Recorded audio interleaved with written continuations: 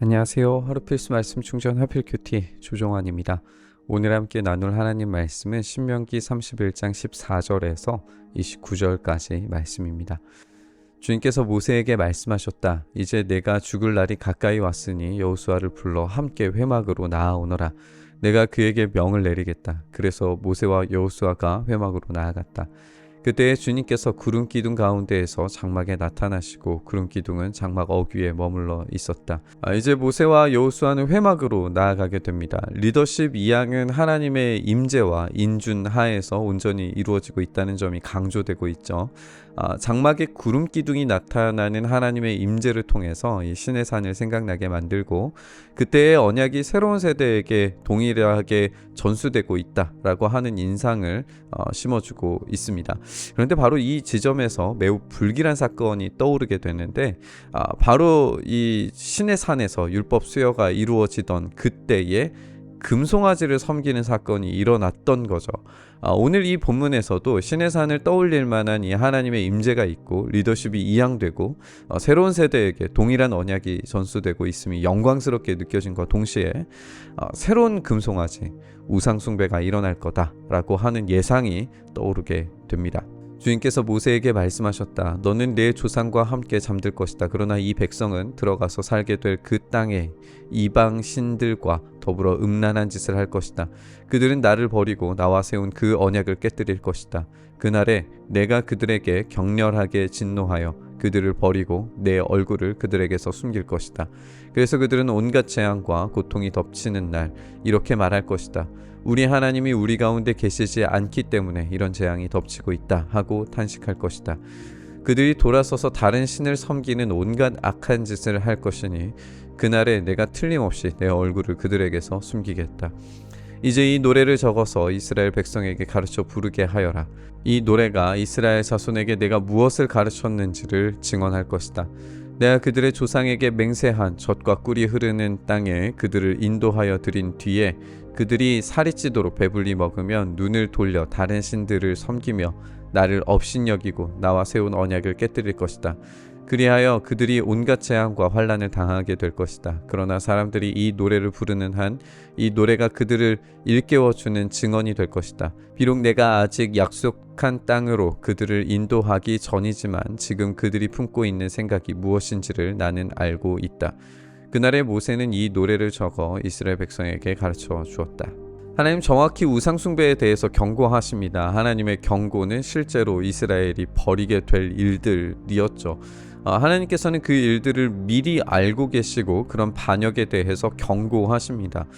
이스라엘은 다른 신들을 섬기는 온갖 악한 짓을 벌일 겁니다. 마치 신의 산 앞에서 금송아지를 섬겼던 것처럼 영광스러운 하나님의 임재와 언약이 재확인되는 이 장막 앞에서 우상 숭배는 확정적으로 이루어지게 될 거다라고 예고되고 있는 거예요. 그런데 그럼에도 불구하고 하나님은 이스라엘에게 기회 주시기를 포기하지 않으십니다. 그들은 노래를 만들어서 계속해서 언약에 대해서 재확인하고 전수하고 가르치고 지키도록 해야 됩니다. 계속해서 이스라엘이 반역의 길을 걸어간다고 하더라도 하나님의 은혜로우신 선택이 포기되지 않고 있다라는 거죠. 주님께서 눈의 아들 여호수아에게 말씀하셨다. 너는 이스라엘 자손을 인도하여 내가 그들에게 약속한 땅으로 들어갈 것이니 마음을 강하게 먹고 용기를 내어라. 내가 너와 함께 있겠다. 다시금 여호수아에게 말씀하시는 하나님의 음성을 듣게 되는데요. 이 리더십 이양의 과정에서 여호수아에게 반복적으로 강조되는 것은 마음을 강하게 하고 용기를 내라 라는 겁니다. 이후에 여호수아의 시작에서도 여호수아서의 1장에서도 동일하게 마음을 강하게 하고 용기를 내라 라고 하는 이야기를 듣게 될 겁니다. 여호수아의 강한 마음과 이 용기의 근거는 자신의 힘과 능력이 아닙니다. 이스라엘의 강력한 군사력이나 탁월함도 아닙니다. 심지어 이스라엘의 신실한 순종과 복종도 아닙니다. 그들은 불순종하고 불복종할 겁니다. 오직 강한 마음과 용기의 근거는 하나님께서 함께 하시기 때문입니다.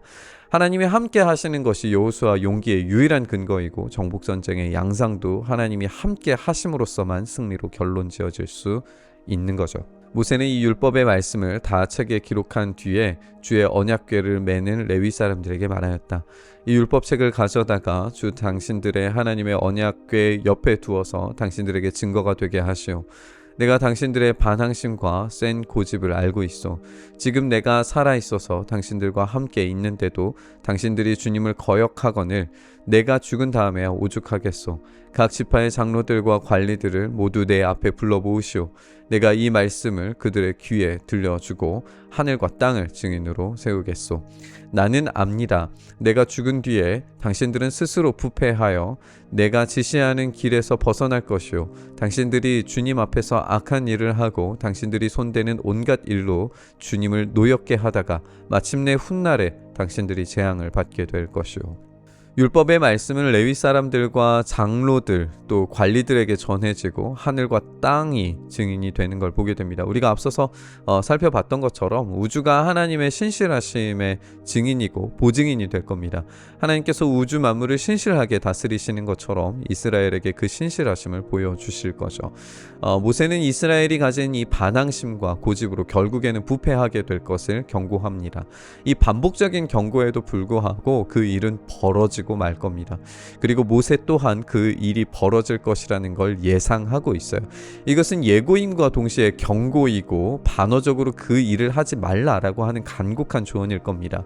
40년을 함께 지내오면서 이 광야의 험난한 길을 헤쳐온 이 백전노장의 리더는 이스라엘의 본성을 꿰뚫어 봅니다. 그들은 변하지 않을 것이고 반역의 일은 결국 벌어지고야 말 겁니다.